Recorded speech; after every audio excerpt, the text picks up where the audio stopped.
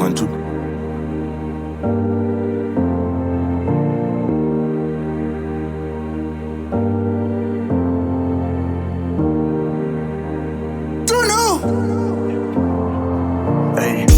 Kotikabomuka tichiverenga mablessings kwetondiverengera mhosva dzandinadzo kwetondiwedzerera nhamo dzandinadzo kwetondikururira hasha dzaunadzo zvakutange ndiri munhu asingagoni waikosi pacho pandogona uchaoni zvakutange uri munhu asingapori zvakutange uri munhu asingatadzi but tese toziya usi perfect tese tiri nani small issue wakutangidza mawani wakatwanganiregerera wani unoziya wani hapana ari perfect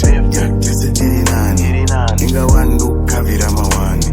nguva zhinji chokutasa kufara kutarisa tunyaya tokutara ingochidzorera mashure dzorera mashure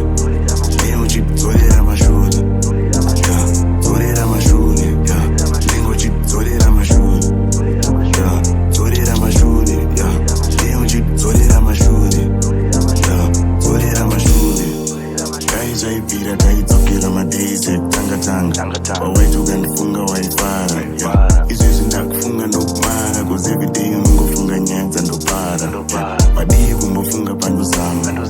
wadii kumbotarisa makore atafamba tiri tese taa vanhu veukama wadii kumbotarisa kuti newe hausi perfect newe uri nani small issue wakutangidza mawani waiti wakandiregerera wani unoziya wani hapana ari perfect tese tiri nani inga wani ndokukavhira mawani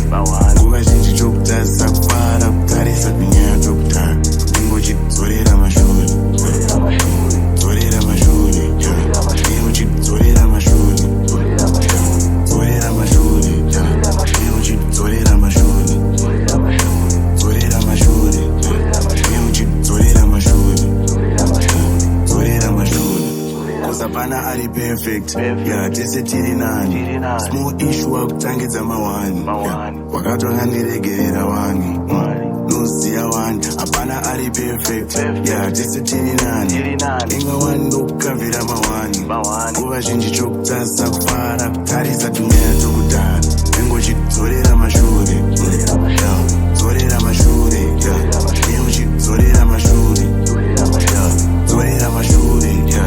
ingochidzorera mashure dzorera mashure ingochidzorera mashure dzorera mashure ingochidzorera mashure dzorera mashure ingochidzorera mashure dzorera mashure